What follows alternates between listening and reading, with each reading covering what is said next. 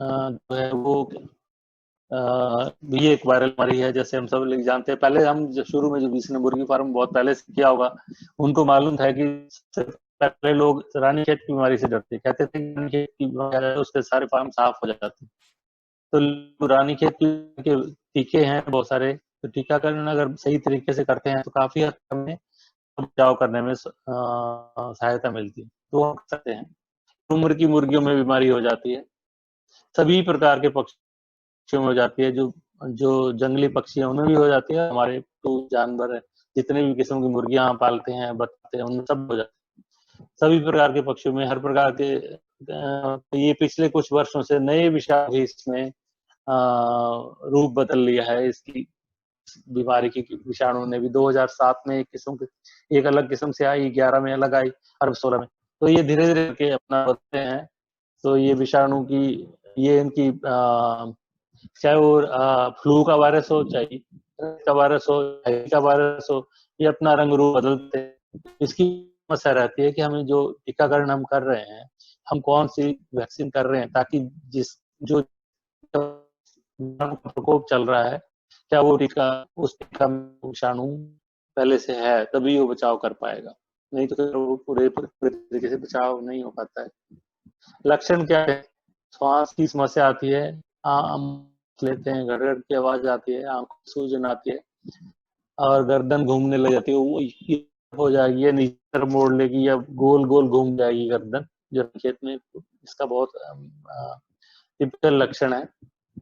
और जो बीट है वो हरे रंग की आती है, उनके दस्त आते हैं, और मृत्यु में बढ़ोतरी हो जाती है, ज्यादा बढ़ जाता है। डिपेंड करता है कि कौन सा वायरस आप फार्म पे जिसने अटैक किया है, वो कैसी किस्म का वायरस है। एक ही किस्म के, 3 किस्म के वायरस होते हैं रानीखेत के। अगर हल्का वायरस है तो पड़े, मीडियम होता है, और एक तेज होता है। जो तेज वाला वायरस है तो उसमें बहुत ज्यादा होती है। तो इस तरह के लक्षण आपको देखने को मिल सकते हैं। ऊपर करते हैं, या गर्दन नीचे करते हैं, या फिर जो अगर हम पोस्टमार्टम करके देखते हैं तो अंदर जो पेट है उसका, जो छोटे से आगे वाला पोर्शन होता है, जिसको वेंट्रिकुलस बोलते हैं, उसमें ऐसे सब खून के दिखते हैं, जो इसका टिपिकल लक्षण है, और किसी बीमारी में ऐसा नहीं होता है। अंडे वाली मुर्गियां हैं, उनके अंडों के उत्पादन में कमी आ जाती है, ये भी इसका एक लक्षण है। जो लेयर है या ब्रीडर है, उनमें ये दिक्कत आती है। तो इसके लिए, बचाव के लिए हमें क्या करना चाहिए? बचाव के लिए टीकाकरण, वैक्सीनेशन जैसे हमने बताया कि करना बहुत जरूरी है। इसके ऊपर डिपेंड करेगा कि आप किस तरह की मुर्गी पाल रहे हैं, ब्रॉयलर है, लेयर है, ब्रीडर, सबके लिए शेड्यूल है, वो सबका अलग अलग रहता है।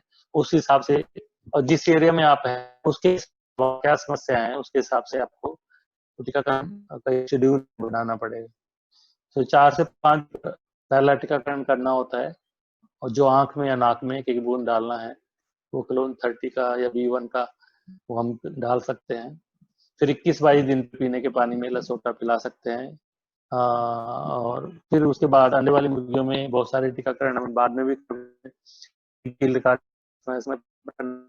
या एनकिल और आईवी मिला के भी आता है, वो भी कर सकते हैं। और स्प्रे, विषाणु नाशक दवाएं हैं, उनका स्प्रे करना भी है और पिलाना भी है। और ये मेंटोपिन या ये भी साथ में देते रहते हैं, क्योंकि सांस की समस्या जिसमें भी बनती है उनमें ये सारी चीजें हमें करनी रहेंगी।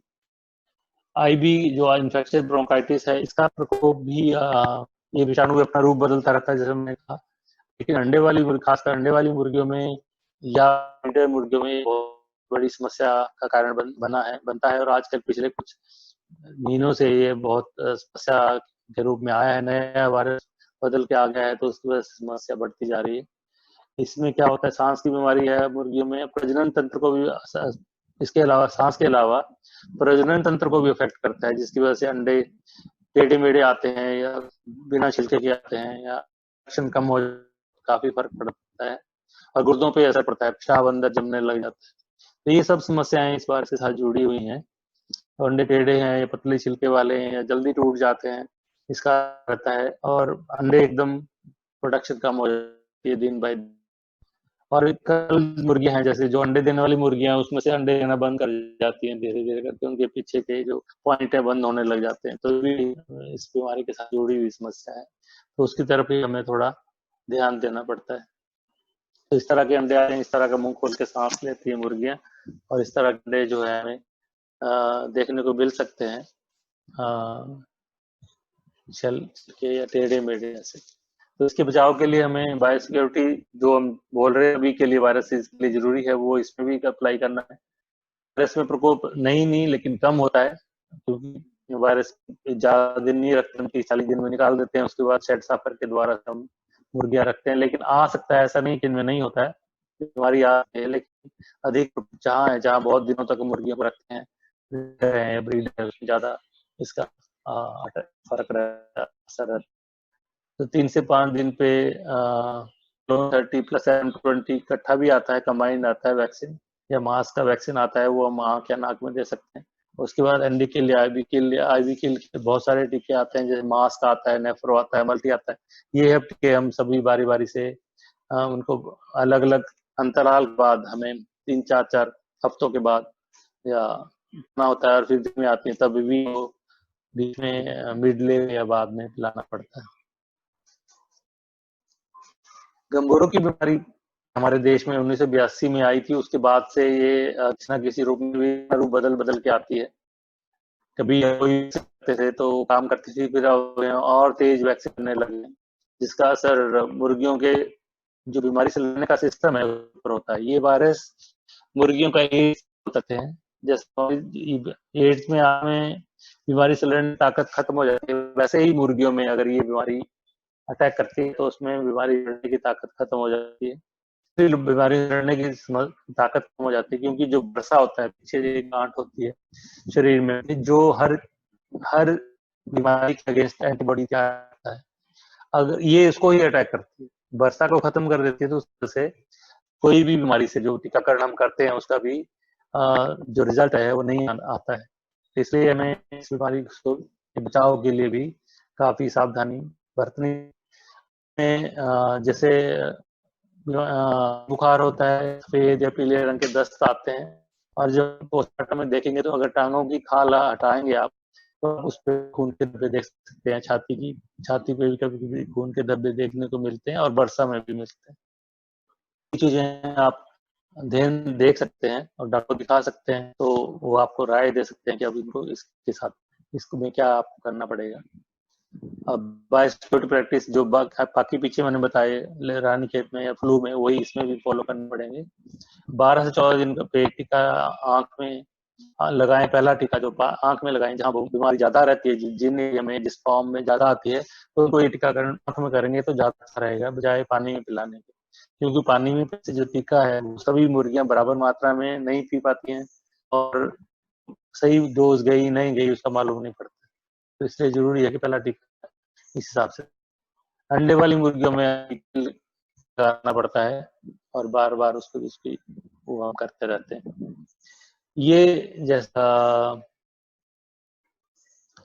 लक्षण है गंगोरों के, अगर टांगों की हट देखो, आप टांगों के ऊपर खून के धब्बे लग रहे हैं यहाँ पे, और ये वर्षा में हेमरेज है, वर्षा में सफेद रंग का पदार्थ जम जाता है, बन जाता है, वर्षा का साइज बड़ा हो जाता है, ये सब उसी के लक्षण हैं जो आपको देखने को मिलेंगे अगर उनमें इसका अटैक हुआ है तो आते हैं बरसात मौसम में कौन कौन सी समस्याएं हमारे मुर्गी फार्म में आ सकती हैं और उनसे कैसे बचाव करें। जैसे बरसात में उमड़ जाती है, तापमान भी ज्यादा रहता है, थोड़ा कम होता है गर्मियों से, फिर भी ज्यादा रहता है, 35-37 डिग्री रहता है, लेकिन ह्यूमिडिटी ज्यादा हो जाती है, उमस ज्यादा हो जाती है, उसकी वजह से जो प्रकोप है वो काफी तेज जाता है, उसका भी असर काफी है। तापमान कम होने के बावजूद ह्यूमिडिटी, उसका असर मुर्गियों पे स्ट्रेस बहुत ज्यादा पड़ता है, और उसकी वजह समस्या हो जाती है। और अगर हमारे शहर में वेंटिलेटर नहीं है, हवा रुक गई है, तो उसमें मृत्यु दर भी तो बहुत बढ़ जाता है। एक ऑक्सीजन बीमारी आती है, जैसे ही बुरादा गीला होगा या निशान गीला होगा, गीलापन की वजह से इसके अंडे जल्दी पैदा कर होते हैं, और एक जैसे गंभोर बीमारी में मैं बताना भूल गया कि गंभोर एक बार आती है तो आपके फार्म में कम से कम 4 महीने तक उसके जो जीवाणु है जिंदा विषाणु जीवित रह सकते हैं। अगर आपकी साफ सफाई अच्छे से नहीं हुई है, कहीं आपने बहुत दूर पैच के बाद कहीं बाहर डिस्पोजल नहीं किया है तो इसमें रह सकती है। कॉक्सी की एक बार फार्म पे आ जाती है तो उसके अंडे कम से कम 1 साल तक आपके फार्म पे रह सकते हैं। तो उसके लिए बहुत सारे जो आम स्प्रे है वो भी काम नहीं करती हैं, तो इसके लिए हमें साफ सफाई पे बहुत ध्यान देना पड़ता है और बचाव पे भी बहुत ध्यान देना पड़ता है। और बचपन में लगातार हमें ऑक्सी की दवाएं फीड में मिला के पड़ती है, वो हम देते रहते हैं। उसकी वजह से थोड़ा असर रहता है, लेकिन जैसे ही गीलापन बढ़ जाता है तो ये समस्या बढ़ने लग जाती है। एम्प्रोलियम है कॉक्सी जो दो तीन किस्म की कॉक्सी होती है, ज्यादातर हम मान के चलते हैं। एक तो जो हमें लाल खून मिलता है वो सीका में होता है। सीका एक पीछे जो बंद नालियां होती हैं उसके अंदर खून जाता है, उसको सिकल कॉक्सी बोलते हैं, तो उसमें तो एम्प्रोलियम काम करती है। अगर आंत की कॉक्सी में एम्प्रोलियम ज्यादा काम नहीं करती, उसमें हमें फिर कॉक्सीक्विन या दूसरी दवाएं करना पड़ता है। और या टॉप ड्रेसिंग हल्दी रेगुलर में अगर उस दौरान देंगे तो उसका भी काफी थोड़ा असर रहता है, लेकिन बीमारी खत्म नहीं करेगी, दवाई तो देनी पड़ेगी, वो खून जो है उसको थोड़ा कम कर दे। तो इसके अलावा दस्तों की समस्या भी रहती है मुर्गियों में गर्मियों के दिनों में, जैसे कहा था कि ब्रॉयलर हो या अंडे वाली मुर्गियां हो तो वेट की समस्या है, इनका दस्त हो जाते हैं। गर्मी के इस मौसम में, बरसात के मौसम में ज्यादा बढ़ जाते हैं। ज्यादा पानी पीती है मुर्गियां और वजन बढ़ना, इसमें क्या होता है जब दस्त लगेंगे तो वजन रुक जाता है, वो बाहर निकलता रहता है, सारा खाना बिना पूरी तरह हजम होके बिना ही बाहर निकलता है। अंडे भी गंदे होने लग जाते हैं। तो इसके बचाव के लिए हमें पानी में कुछ कुछ चीजें डाल सकते हैं, दवाएं जैसे एसिडिफायर का इस्तेमाल कर सकते हैं, और फिर कुछ डिसइंफेक्टेंट से पानी के वो इस्तेमाल कर सकते हैं, जैसे H2O2 क्लोरीन, उन चीजों का इस्तेमाल करते हैं रूटीन में। लेकिन इसके अलावा एंटी डायरियल जो दस्तों की दवाएं हैं उसका इस्तेमाल पानी में या फीड में उस दौरान हमें करना चाहिए, ताकि जो ये उसका जान हो ज्यादा लिक्विड फॉर्म में, जो उसका लीटर है वो ना हो जाए, गीला ना हो जाए लीटर, और जो उसका वजन बढ़ने की वजन है वो कम ना रुके। तो इन चीजों के लिए हमें जो दस्त की दवाएं हैं वो फीड में और पानी में देनी चाहिए। समस्या जो बरसात के मौसम में ज्यादा भयंकर रूप से आती है वो है फीड जिसको फंगस की समस्या, माइकोसिस की समस्या। क्योंकि हमारे यहाँ मक्का का इस्तेमाल सबसे ज्यादा होता है फीड में। मक्का में खास बिहार से और बहुत सारे जगह से बाहर से आती है, जहाँ बारिशों का मौसम रहता है, बारिश ज्यादा होती है, जब इसकी हार्वेस्टिंग होती है, जब इसकी कटाई होती है, निकालते हैं, अगर उसमें मॉइस्चर ज्यादा रह जाता है, नमी ज्यादा रह जाती है, 13% से ज्यादा है, तो फिर अनाज में फंगस, क्योंकि वो खेत में ही इसके अंदर फंगस का इन्फेक्ट फंगस कंटेमिनेशन या इन्फेक्शन हो जाता है। लेकिन अगर नमी 12%, 11-12% से कम रहती है तो फंगस ग्रो नहीं कर पाती। जैसे ही नमी बढ़ेगी फिर अपना अटैक शुरू करती है, फंगस ग्रो करनी शुरू करती है, और उसमें बहुत किस्म के जिस तरह की फंगस होगी उस तरह के अलग अलग जहर होती है, जो बहुत किस्म के हैं। जो एफ्लाटॉक्सिन हम सभी जानते हैं, इसके अलावा भी बहुत माइकोटॉक्सिन हैं जो 70-80 किस्म की है अलग अलग। तो अलग अलग किस फंगस का अटैक है उसके हिसाब से जहर पैदा करते रहते हैं। इसकी वजह से क्या होता है, जब ऐसा फीड हम खिलाते हैं तो वजन बढ़ना रोक देते हैं, अंडे का उत्पादन कम हो जाता है, अंडों का कलर बदल जाता है, अगर वो ब्राउन शेल है तो व्हाइट शेल होने लग जाता है, और क्षमता कम हो जाती है, बीमारी से लड़ने की ताकत को भी कम करता है। और खासकर आपने देखा होगा कि बरसात के मौसम में ही आईबीएच की समस्या भी,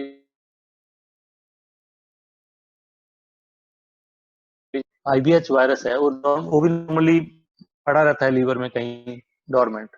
अगर लीवर पे कोई अटैक नहीं होता, लीवर पे कोई जोर नहीं पड़ता है, तो वो पड़ा रहता। जैसे ही लीवर पे प्रेशर पड़ेगा, अगर फीड पॉइजन उसको आ जाता है, फीड पॉइजन की वजह से लीवर में कोई भी जहरीली चीज उसको जो लीवर में आके वो क्लियर होती है, लीवर जैसे ही अटैक होगा तो वो वायरस भी एक्टिव हो जाता है, और वो फिर आईबीएच की वजह से जो समस्या वो बढ़ जाती है। तो इसलिए ये समस्याएं आपस में जुड़ी हुई हैं, तो इसलिए हमें इसके ऊपर ध्यान देना चाहिए कि हमें रेगुलर में अच्छे टॉक्सिन बाइंडर का इस्तेमाल करें। और फीड पॉइजन की वजह से जो समस्या है उसकी वजह से मृत्यु दर लीवर खराब होने से हो जाती है, और फिर आईबीएच का अटैक हो तो और ज्यादा मृत्यु दर बढ़ जाता है।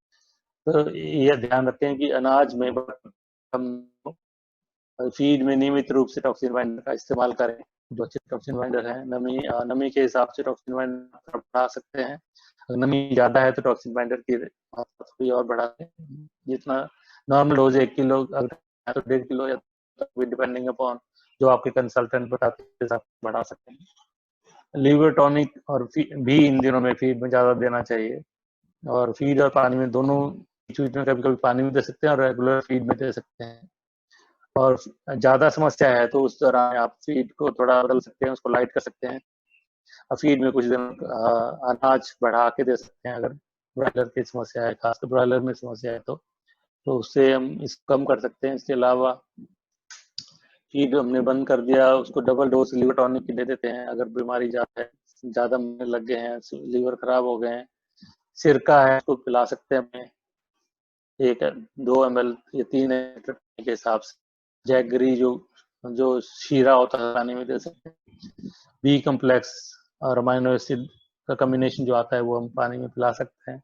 विटामिन सी और इलेक्ट्रोलाइट्स का रोल रहता है इसमें, अगर खासकर गर्मी भी है हम दिनों में और ह्यूमिडिटी भी रहती है तो। कैल्शियम का भी, क्योंकि इसमें लंगड़ापन भी आ जाता है, कैल्शियम की अवेलेबिलिटी कम कर देता है ये माइकोटॉक्स से, इसलिए हमें थोड़ा सा कैल्शियम का सप्लीमेंटेशन भी करना पड़ता है। और विटामिन ई और सेलेनियम का भी रोल रहता है, तो इन चीजों का हमें फिर थोड़ा ध्यान रखना पड़ता है। अगर एक समस्या,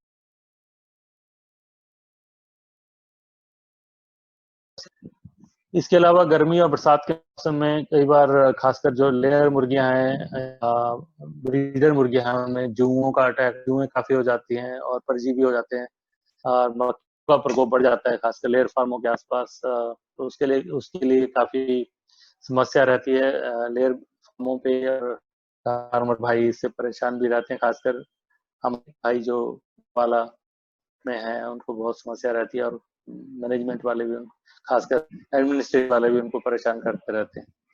तो बहुत सारी दवाएं हम इस्तेमाल कर चुके हैं जो केमिकल फॉर्म में होती थी, पेस्टिसाइड रूप में होती है, फीड में हम मिलाते रहते हैं सायरोमेजिन वगैरह। लेकिन अब मान लो जैसे कि धीरे धीरे जो भी हम केमिकल देते हैं उसका इफेक्ट, उसकी रेजिस्टेंस बढ़ती जाती है डे बाय डे। जितना लंबा हम उसको यूज करेंगे उसका असर धीरे धीरे कम होने लगता है। बहुत सारी कंपनियां इसके ऊपर काम कर रही हैं कि कुछ ऐसे प्रोडक्ट निकालने जिनका लॉन्ग टर्म इफेक्ट हो और जिनका असर मतलब रेजिस्टेंस ना हो। तो ये प्रोडक्ट अभी मैं कल परसों ही देख रहा था, एक था उसमें मैंने सुना ये सर्टिलेस इको के नाम से है। बैक्टीरिया ही है एक किस्म का, जो लिटर को ड्राई कर देता है और ये फीड में खिलाना होता है। और इससे मक्खियों के जो जब लिटर की लीटर में मक्खियां या क्यों बढ़ती हैं, क्योंकि उसमें कुछ रेशो में जो मॉइस्चर होता है वो उससे ज्यादा या कम होगा, कम, उसकी वजह से बीमारी अंडे अंडे दे पाती है। अगर हम उसको मॉइस्चर को बहुत कम कर देंगे या बहुत ज्यादा कर देंगे तो हम फिर वहां मक्खियां ब्रीड नहीं कर पाती हैं। तो ये जो है उसको ड्राई कर देता है, ह्यूमिडिटी उसका जो मॉइस्चर कम कर देता है, वैसे वहां पे वो प्यूपा वहां ग्रो नहीं कर, मल्टीप्लाई कर पाती, जो अंडे देती है, लेकिन अंडे से आगे लार्वा और प्यूपा नहीं बनेगा, और उसकी हम उसको उसका लाइफ साइकिल नहीं चल रही है। तो उसको हम दे सकते हैं, उसमें कई फायदे आपको आगे आप ट्राई कर सकते हैं। अभी कैसे कैसे सकते हैं, अभी नया प्रोडक्ट है 200 ग्राम पर टन की डोज करते हैं, आर्म एंड हैमर कंपनी है उसका है ये बाहर का। तो उसमें देखते हैं कैसे रिजल्ट आते हैं। तो इन सब चीजों का हमें ध्यान रखना होगा इन मौसम जो आने वाले मौसमों में, ताकि हम अपने व्यवसाय को सही आ पाए और अपने आने वाले समय में अच्छा मुनाफा कमा पाए, और जितना नुकसान हुआ है उसकी धीरे धीरे भरपाई कर पाए। तो इन सब के साथ धन्यवाद करता हूँ कि आपने मुझे मौका दिया आपके बीच में आने का और आपसे बात करने का। Thank you.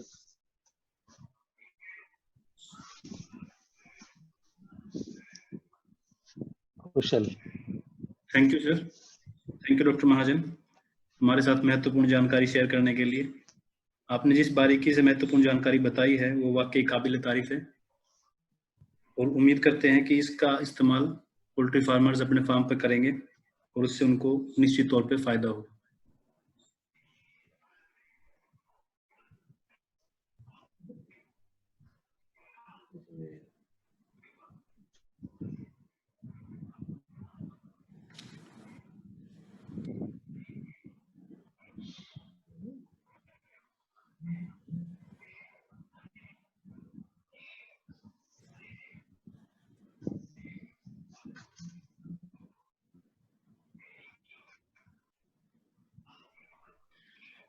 Thank you sir again.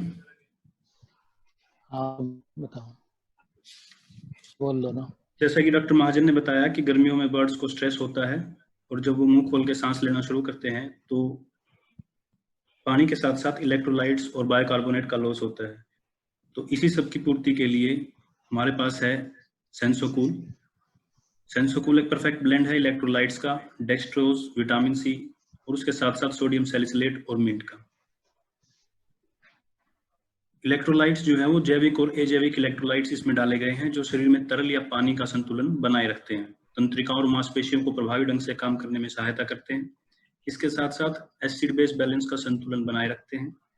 जैसा कि डॉक्टर महाजन ने भी बताया कि विटामिन सी गर्मी के तनाव से लड़ने में सहायता करती है और उसके साथ साथ ऑक्सीकरण रोधी या एंटीऑक्सीडेंट का काम करती है, जो लीवर या अन्य ऑर्गन्स पर जो एंटीऑक्सीडेंट्स का या स्ट्रेस का प्रभाव पड़ रहा है उसको कम करती है, जिससे मृत्यु दर या बर्ड्स के अंदर जो स्ट्रेस है वो कम हो जाता है।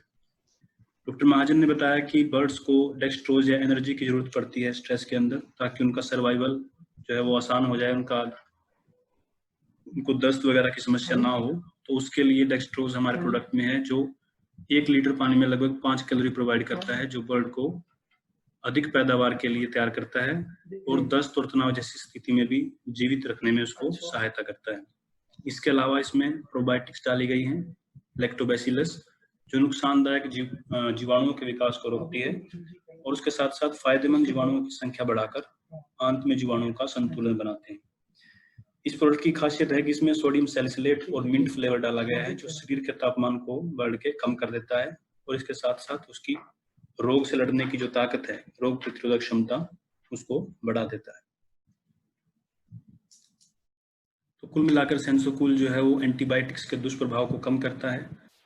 इसके साथ साथ बर्ड के अंदर पानी की जो और इलेक्ट्रोलाइट्स की जो समस्या है उसकी पूर्ति करता है, बर्ड को गर्मी के तनाव से बचाता है और उसके शरीर में पानी की कमी नहीं होने देता। इसके साथ साथ पक्षी को क्रियाशील या एनर्जी प्रोवाइड करने में ये मदद करता है।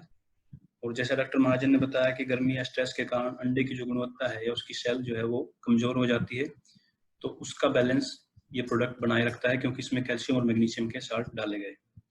इसके अलावा गर्मी के तनाव से होने वाली मृत्यु दर को भी ये प्रोडक्ट कम करता है।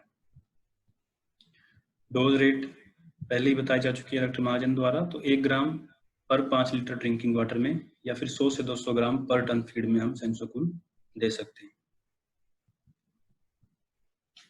नेक्स्ट प्रोडक्ट जो हम डिस्कस कर रहे हैं आपके साथ वो है एस्पासिप। एस्पासिप जो है वो एक परफेक्ट नेचुरल ग्रोथ प्रमोटर के साथ साथ लिवर टॉनिक और एंटीऑक्सीडेंट्स और डिटॉक्सिफायर से भरपूर एक प्रोडक्ट है, जो आपके बर्ड को और उसके तनाव को कम करता है। लीवर पर पड़ने वाले जो ऑक्सीडेटिव डैमेज हैं या किसी भी वजह से जो लीवर पर प्रभाव पड़ता है उसको कम करता है।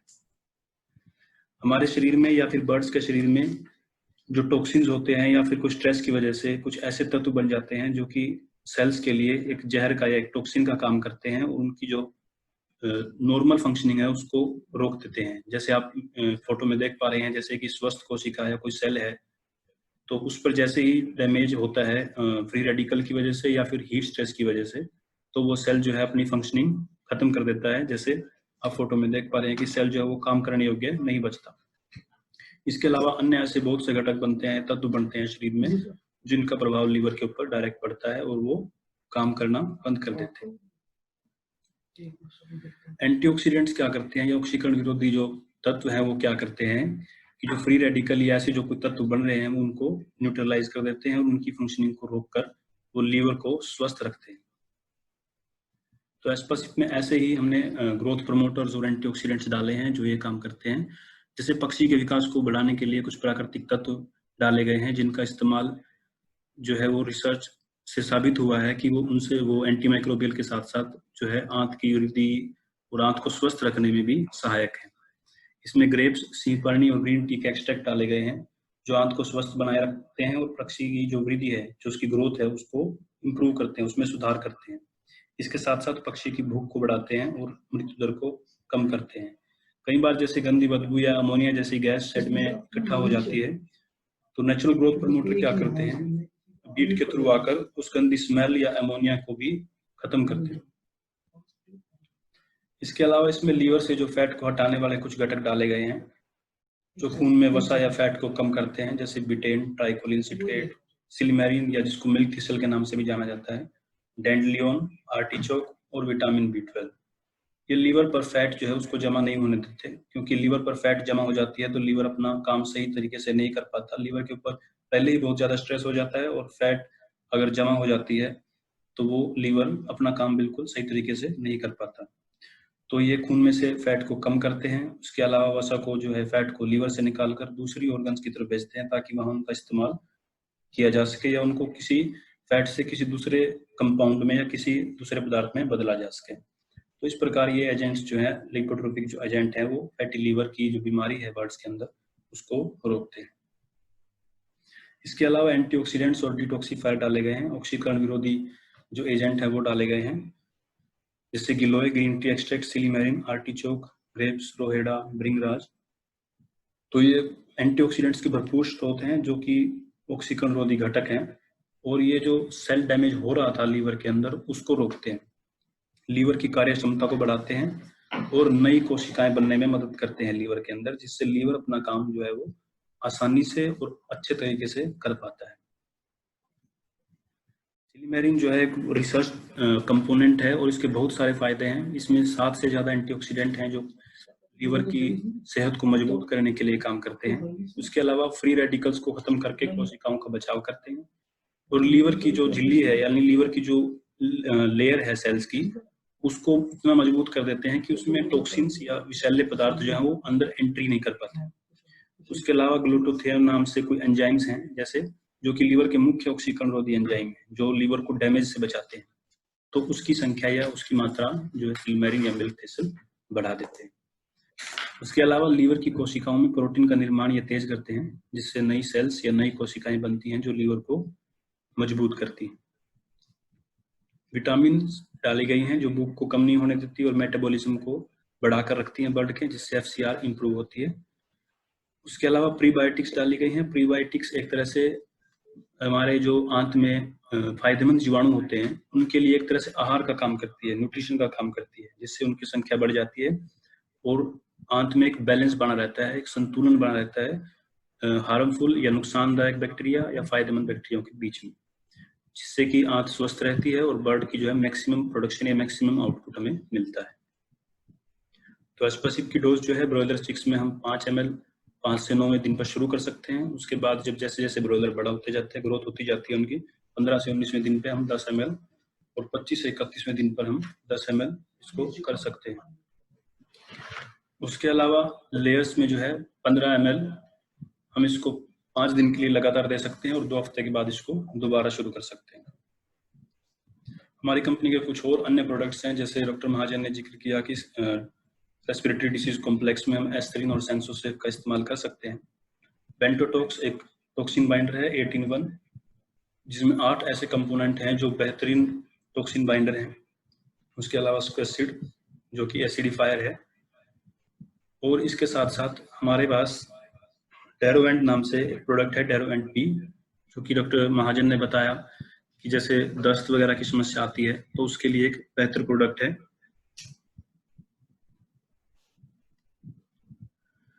तो अंत में मैं आप सभी का धन्यवाद करता हूं, जितने भी किसान भाई हमारे साथ जुड़े हैं, डॉक्टर जुड़े हैं, एक्सपर्ट जुड़े हैं। तो मैं आप सभी का इस वेबिनार से जुड़ने के लिए बहुत बहुत धन्यवाद करता हूं। और अगर आपको किसी तरह का कोई क्वेश्चन है या किसी तरह के कोई सुझाव है तो आप वो चैट में पूछ सकते हैं। हम पूरी कोशिश करेंगे कि डॉक्टर महाजन से उनका आपका सॉल्यूशन करवाएं।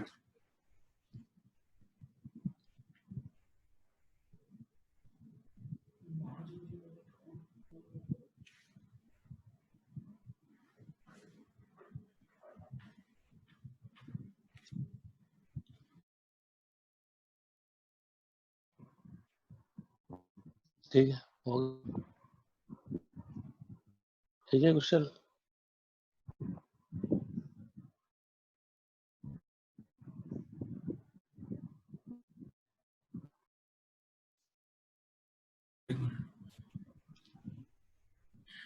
डॉक्टर महाजन सर, राजकुमार जी पूछ रहे हैं जैसे सर कि कोक्सी के कीटाणुओं को मारने के लिए कौन सी दवा का छिड़काव कर सकते हैं, अगर कोई दवा ऐसी है? किसके कीटाणु को? कोक्सी के? कॉक्सी के लिए हम अमोनिया का इस्तेमाल कर सकते हैं, 10% अमोनिया। तो उसके लिए वो स्प्रे बहुत, हाँ थोड़ा ध्यान रखना पड़ता है, क्योंकि जब बिल्कुल शेड खाली हो तभी कर सकते हैं, फॉर्मलिन में नहीं कर सकते। मतलब ऐसे फॉर्मलिन से भी मरते नहीं है ज्यादातर, अमोनिया से ही मरते हैं, लेकिन अमोनिया हम खाली शेड जब लिट निकाल दिया उसके बाद उसका इस्तेमाल कर सकते हैं। जी सर। सर एक हरित जी क्वेश्चन पूछ रहे हैं कि अंडे के ऊपर जैसे दाने जो है शेल है उसके ऊपर दाने से आ रहे हैं जैसे कुछ। हाँ वो सब, वो मैंने बताया ना, आईबी में मैंने बताया था आपको, उसमें है एक्चुअली जो कैल्सिफिकेशन है उसकी प्रोसेस को वो खराब कर देता है। ये जो आईबी में जो असर है वो, उसकी प्रजनन तंत्र है उसके अंदर, जो जहाँ अंडा बनता है वहां पे असर होता है, जो ग्लैंड है पे कैल्सिफिकेशन होती है वहां उनको इफेक्ट पड़ता है आईबी के वायरस की वजह से। तो उसकी वजह से जो कैल्शियम की जो बनती है, जब उसका शेल बन रहा होता है तो सही तरीके से नहीं बन पाता, इसकी तरह वजह से थोड़े थोड़े दाने इस तरह के आ जाते हैं, या फिर